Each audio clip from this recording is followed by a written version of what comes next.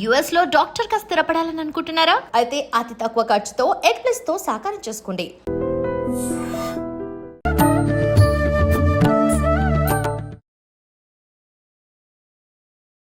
నమస్కారం, welcome to I dream. ధర్మ మార్గం విత్ విజిత కార్యక్రమానికి స్వాగతం.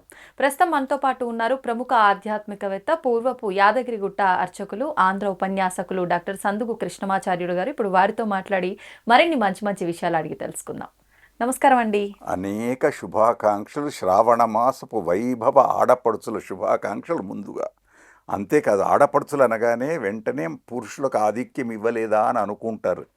కనుక పురుషుడు, స్త్రీ ఈ రెండు ముఖ్యం.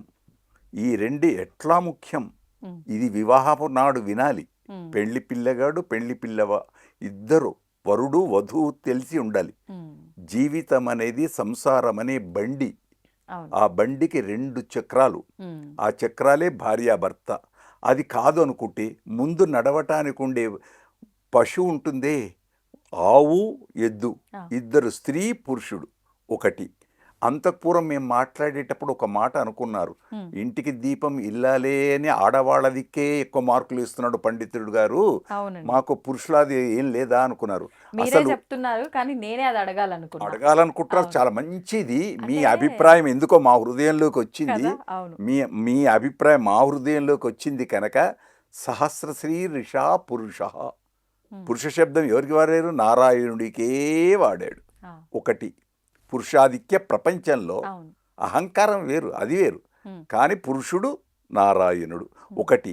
రెండు, ఇక్కడ మన దగ్గరికి వచ్చే వరకు మనం కూడా చతుర్విధ పురుషార్థాలు అంటాం. ధర్మ, అర్థ, కామ, మోక్షములు, వాటికి పేరు చతుర్విధ పురుషార్థములు. ఇవి పురుషార్థములే అన్నారు తప్ప స్త్రీ అర్థములు అనలే.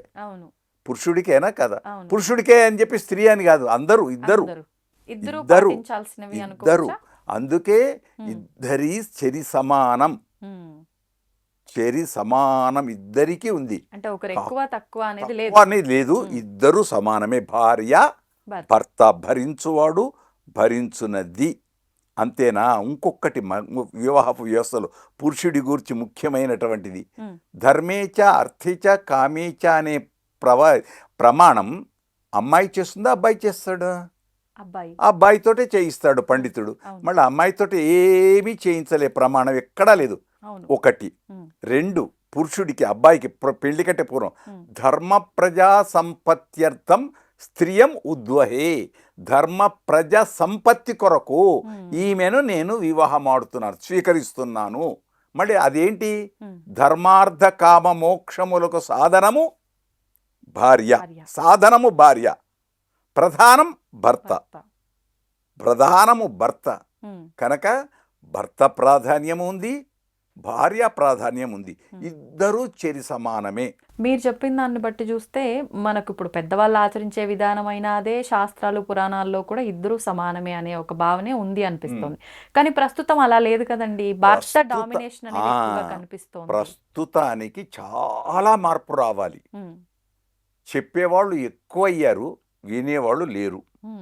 వినేవాళ్ళు ఉన్నా ఆచరించేవాళ్ళు లేరు. ఎందుకు కారణం?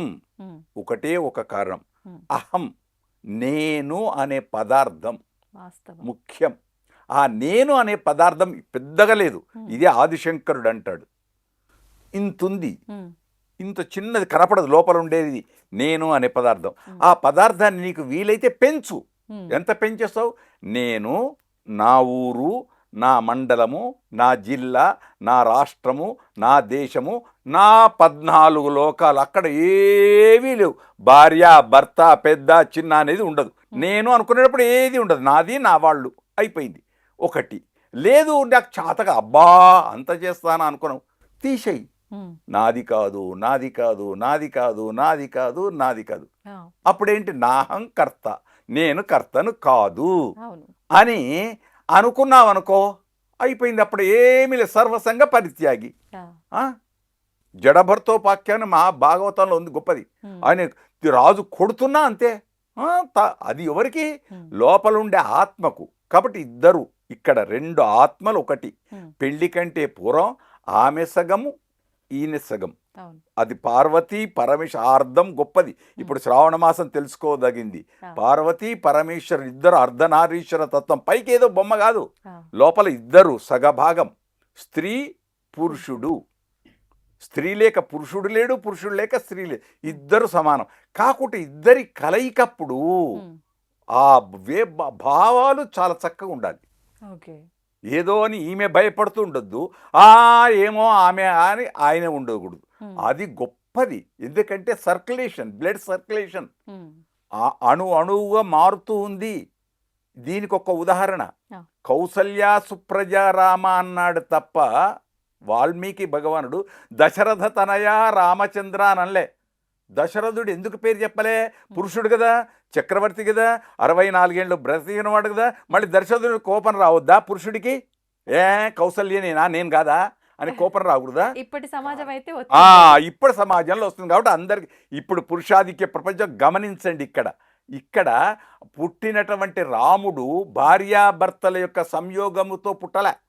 యజ్ఞంలో నుంచి వచ్చినటువంటి పాయసం దశరథుడి చేతికి ఇస్తే దశరథుడు తీసుకొచ్చి పంచాడు వీళ్ళ ముగ్గురికి. ఆ పాయస ప్రభావం వరం శ్రేష్టం. కాబట్టి కౌసల్య సుప్రజారామ అదే శ్లోకంలో 2 ఉన్నాయి. ఇంకొకటి 2 కర్తవ్యం దైవమాహన్నికం. ఈ 2 మాటలు తెలిసి ఉంటే చాలు. కౌసల్య సుప్రజారామ పూర్వా సంధ్యా ప్రవర్తతే ఉత్తిష్ట నరశార్దూల కర్తవ్యం దైవమాన్నికం. కాబట్టి కర్తవ్యం, నువ్వు ఏ సమయంలో ఏది చెయ్యాలో అది చెయ్యి. భార్యతో కూర్చునేటప్పుడు సెల్ ఫోన్ వాడకో. భార్యాభర్తలు హాయిగా ఆనందంగా భోజనం చేయండి, ఆనందంగా ఉండండి, ఆనందంగా ప్రేమను పంచుకోండి. ఇతరములైన మాటలు అవసరమే లేదు. మీ అన్నయ్య ఇలా అన్నాడు, ఆనాడు ఇదైంది, పెళ్ళినాడు నాకు అది ఇవ్వలేదు, ఇవన్నీ ఇప్పుడు ఎందుకు అవసరం? అయిపోయింది. ఇప్పుడు ఏదుందో అది. అందుచేత గడ్డాలు మీసాలున్న వాళ్ళను కూడా చేసుకున్న అరుంధతి మహాపతివ్రత. అక్కడ వశిష్ఠుడి ప్రాధాన్యం లేదు, అరుంధతి నక్షత్రమనే ఉంది చూడడం. ఇలా చూస్తే స్త్రీకి ప్రాధాన్యం ఉంది, పురుషుడికి ఉంది. కాకుంటే లోకంలో ఇంటికి దీపం ఇల్లాలు అన్నారు. ఇల్లును చూడు, ఇల్లాలిని చూడు అన్నారు. అందుచేత ఆవిడ లాలిత, ఈయన పురుషుడు, సంపాదించడమే ఈయన ప్రధానం. కనుక 2 సమానమే, 2 బండికి చక్రాలు. ఈ రథమనే సంసార జీవనానికి సమప్రాధాన్యత ఉండాలి. కనుక ఇది పురుషులు గ్రహిస్తారు, స్త్రీలు గ్రహిస్తారు, అన్యోన్యంగా ఉంటారు. మంచి సంతతితో ఈ దేశం నాకేమిచ్చింది నేను కదా, ఈ దేశానికి నేను ఎలాంటి సంతతిని ఇస్తున్నాను, దేశానికి ఇవ్వకున్నా కనీసం నీ వంశం నీ ఇంటికి అని అనుకుంటే చాలమ్మా. 3 పువ్వులు 6 కాయల ఆ కుటుంబం. చాలా మంచి ప్రశ్న వేశారు. మాకేదో తెలిసింది చెప్పినాం, దాంతో తప్పు పట్టాల్సిన అవసరం లేదు. మంచిని గ్రహిద్దాం, చెడును దూరంగా ఉంచేద్దాం. శుభం. ఇప్పుడు అంటే మీరన్నట్టుగా ఈ విషయాలన్నీ కూడా గ్రహించి ఎవరి పాటికి వాళ్లకు ఒక ఆలోచన వచ్చి మారితే పర్వాలేదు. కానీ కొంతమంది చాలా మొండిగా ఉంటారు. అంటే ఆడవాళ్ళు మీరు చెప్తే మేము వినేదేంటి, మీరు అంటే వంటింటికి మాత్రమే పరిమితం అనే భావన పోయినప్పటికీ కొన్ని ఇళ్లలో మాత్రం ఈ భావన ఇంకా నడుస్తుంది అని అనిపిస్తూ ఉంటుంది. అంటే ఆడవాళ్ళుగా జన్మించిన వాళ్ళు కొన్ని రకాల విధానాలలో నిత్యము కూడా చాలా ఇబ్బంది పడే ఒక దుస్థితి అనేది ఈ మధ్యకాలంలో మనం చూస్తున్నాం. అంటే నువ్వు మాట్లాడొద్దు, ఆడదానివి, నీకేం తెలుసు, తెచ్చి పెడితే వండి పెట్టేదానివి, నీకు అంతవరకే, ఈ భావన ఎక్కువగా చూస్తున్నాం కొన్ని ఇళ్లలో. ఇది పోవాలంటే మగవాళ్ళ విధానం ఏ రకంగా మార్చుకోవచ్చు? పెండ్లి దగ్గరనే స్త్రీకి ఎన్ని రకాలు చెప్పారు. ఆవిడనే మంత్రి, భోజనం దగ్గర తల్లిగా తినిపిస్తుంది, భోజనం దగ్గర కొందరేదో అంటారు విన్నారా, భర్త ఇది భార్యకు వచ్చే వరకు భార్య జేబు చూస్తుంది, తల్లి కడుపు చూస్తుంది. తప్పు, అవి ఉంటే ఉండొచ్చు కాక.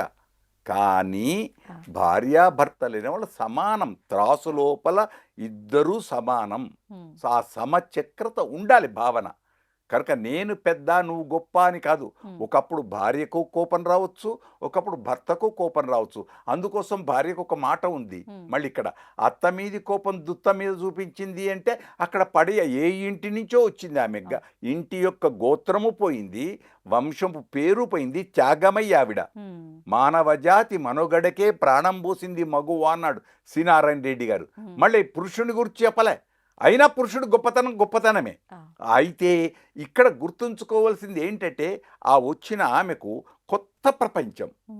అక్కడ ఇంత పెరిగిన ప్రపంచం పోయి నడిచే ప్రపంచానికి వచ్చింది. వచ్చినప్పుడు ఆ ప్రపంచంలో ఎలా ఉండాలి, ఏముండాలి, ఏమిటి అవన్నీ తెలిసి ఉండాలి. తెలిసి ఉండటానికి ఇద్దరూ సమానం, గమనించాలంతే. మనస్సుంటే మార్గం ఉంటుంది. కాబట్టి భర్తకు మంచి మనస్సు ఉండాలి, భార్యకు మంచి మనస్సు ఉండాలి. ఈ మనస్సు కలిగిన వాళ్ళు చెప్పేవాళ్ళు కావాలి. పెద్దలు కూడా మంచి మనస్సుతో వాళ్ళను, వచ్చిందమ్మా కోపంతో ఉన్నాడు, ఏదో జరిగింది, దీన్ని నువ్వు మనసు పెట్టుకోకు అనే అత్తయ్య కూడా ఉండాలి. అన్నీ ఒక్కటి కాదు, ఎన్నో కారణాలు ఉంటాయి. ఆ దుష్ట కారణాలన్నీ వెళ్ళిపోవాలి. సద్భావనాఖిల చైతన్యులు కావాలి. మంచి భావనలతో ఆనందంతో ఉంటేనా అది ఆ సంసారం అనే పుష్పం, సంసారం అనే జీవ నౌక చక్కగా ప్రయాణం చేస్తుంది. ఆ నౌక ఒడిదొడుకులు లేకుండా సంసారం అనే నౌక ఉందే చాలా సముద్రం నుంచి ఆనందంగా గట్టుకెక్కుతుంది. కానీ మధ్య లోపల ఇలాంటి పొరపొత్సాలు అవసరమే లేదు. వాస్తవం మీరు అన్నది నిజంగా. అంటే ఎంతసేపు ఇంటికి వచ్చిన ఒక కోడల్ని తప్పు పట్టడం పక్కన పెట్టి ఆవిడతో, అంటే మన ఇల్లు అన్నీ వదులుకొని వచ్చింది అని అంటే మనం ఆవిడతో ఎలా ఉండాలి, మనం ఏం నేర్పించుకోవాలి అనే ధోరణి చాలామంది అత్తవారిండ్లలో కనిపించట్లేదు. ఈ ధోరణి కనుక వస్తే తల్లిదండ్రులుగా అత్త మామల్ని భావిస్తుందేమో. అంతే. ఇంకొకటి ఇక్కడ ఇప్పుడు ప్రపంచంలో ఉండే ప్రజలందరికీ మా సోదరుల ప్రపంచాలందరికీ అందిస్తున్న మీడియా ద్వారా గమనించండి. కొడుకుకు పెళ్లి చేసేటప్పుడు ఏ ఉద్దేశంతో చేస్తుంది తల్లి?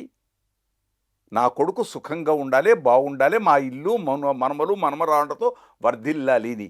మళ్ళీ అయినప్పుడు ఇద్దరు కలిసి కొడుకును కోడలు కలిసి ఏటో సినిమాకో ఏటో పోతుంటే ఎందుకు చూడడం కోపంతో? కొడుకు కోడలు కలిసి ఏదో ముచ్చట పెట్టుకుంటే కోపంతో ఎందుకు? అయినా ఒకవేళ అత్త అలా చూచింది, ఏదో కోపమో తాపమో చూచింది, ఇక ఈ కోడలకు మాత్రం ఎందుకు కోపం రావాలి? ఎందుకు రావాలి ఈమెకు? కాబట్టి సహనం ముఖ్యం, ఓపిక ముఖ్యం, ఆలోచన ముఖ్యం. ఈ కాలంలో, ఈ మధ్యకాలంలో ఆలోచనలని చాలా లోపిస్తున్నాయి. ఆ లోపించకుండా భగవంతుడు రేపొచ్చే శ్రావణ శుక్రవారం వరలక్ష్మి అమ్మ అందరికీ మంచిని అనుగ్రహించుగాక. భావన, మంచి భావన ఉంటే మంచి భావనతో చూస్తాం. లేదంటే తాడును కూడా పాముగా చూసే బాధ వస్తుంది. కాబట్టి కోడలు దేవత అనుకుంటే అయిపోయింది, అంతే. ఇప్పుడు మీరన్న ఈ సహనం ఎంతవరకు ఉండాలంటారు? ఎంతవరకు ఉండాలో అంతవరకు ఉండాలంతే. దీనికి ఇంత అని నియమం లేదు. అంటే కొన్ని సందర్భాల్లో అతిగా ఎదుటి వాళ్ళ, మన మిస్టేక్ లేకపోయినా ఎదుటి వాళ్ళు ఇబ్బంది పెడుతూనే ఉంటారు. అట్లాంటి సందర్భాల్లో కూడా సహనంగా ఉండాలి. చాలా చక్కని ప్రశ్న వేశారు మీరు. ఈ మధ్య లోపల ఈ ఆటలు వచ్చాయి, సెల్ ఫోన్లు వచ్చిన తర్వాత దాన్ని ఏదో అంటారు బెట్టింగ్స్. ఈ బెట్టింగ్స్ వచ్చిన తర్వాత భర్త నష్టపోయాడు అనుకోండి, అప్పుడు భార్య కోపానికి రావాలా వద్దా? రావాలి కదా. అంటే ఏది? ఇంకొకటి ఇక్కడ చాలా గమనించాలి. ఇప్పుడు ధర్మ సూక్ష్మ. రాముడు అడవికి వెళ్ళేటప్పుడు కైక కోరిందేంటి? నారవస్త్రాలు ధరించి దీక్షతో తపోభూమిగా 14 ఏళ్ళు అరణ్యంలో ఉండాలి రాముడు ఒక్కడే కోరింది ఆవిడ. రాముడు ఒక్కడే బయలుదేరుతున్నాడు. సీత ఏమంది? నేను కూడా వస్తాను నీ తండ్రి. ఎందుకు అన్నాడు. రావద్దు, అక్కడ సింహాలు పుల్లు ఉంటాయి, ఇవన్నీ కాదు. మా నాన్న ఇచ్చేటప్పుడు నువ్వు నీకొక మాట చెప్పాడు, ఇయం సీత మమస్తా సహధర్మచరీతవా ప్రతిచ్ఛయేనా భద్రంతే. నీకు నేను భద్రం కాబట్టి నేనే ముందు నడుస్తాను, రాళ్ళు రప్పలన్నీ దూరం చేసుకుంటూ వెళ్తాను అనే వరకు రాముడు మారాడు, తీసుకొని వెళ్ళాడు. లక్ష్మణుడు వస్తాడు, సీత కాళ్ళు పట్టుకున్నాడు, అందరూ ముగ్గురు వెళ్ళారు. మళ్ళీ ఆ తర్వాత సీత అడిగింది ఒక పరిస్థితిలో, నువ్వు అడవికి వచ్చేటప్పుడు ఈ బాణాలు కత్తులు ఇవన్నీ ఎందుకు? రక్షణ కోసం, క్షత్రియుడు. అప్పుడు అక్కడ అది సీత అడిగింది అని కోపానికి రాలే రాముడు ఎప్పుడు. కానీ క్షత్రియ ధర్మం వెళ్ళింది ఎందుకు? రాక్ష సంహారానికి. లోపల అంతర్గతమైన భావన వేరు. ఋషులు కోరింది కూడా అదే. దుష్ట శిక్షణ శిష్ట రక్షణ, మంచి అనుకుంటే అయిపోయింది అంతే. అవును. భార్యాభర్తలు కూడా ఈమె నా కోసం నా మంచి కోసం చెప్తుంది, డ్యూటీకి ముందు 10 నిమిషాలు వెళ్ళమని చెప్తుంది, ముందు మంచి హాయిగా ఇంటికి కోపంతో రాకు, తాపం మంచి హాయిగా ప్రశాంతంగా ఉండు అని చెప్తుంది. కాబట్టి కోపతాపాలు లేకుంటే ఇంకేమీ లేదు. ఉమ్. అంతే.